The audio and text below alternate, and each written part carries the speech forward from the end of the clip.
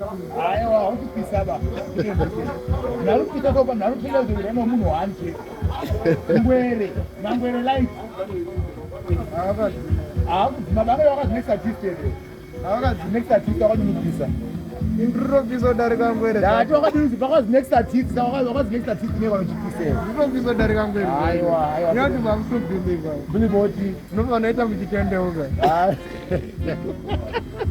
Kone nyawoti.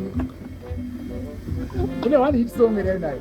Aba hit song murungo mona wapi? Hit yacho ndikotara one kana two wacho. Zidrozi matema title track title yacho. Ndinodondonera manje pamindo. Aiwa zvichiudza title track yacho.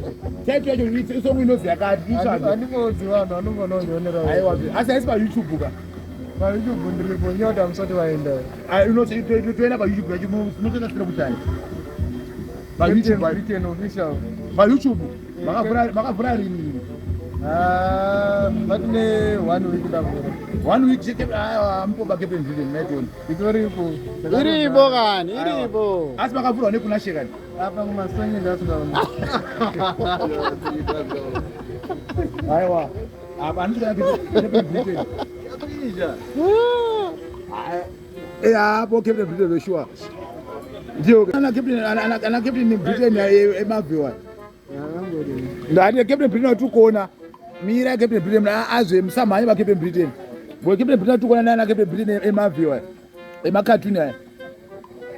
Ngubati uyasi makatuni so. But ule makatuni zwe Captain Britain.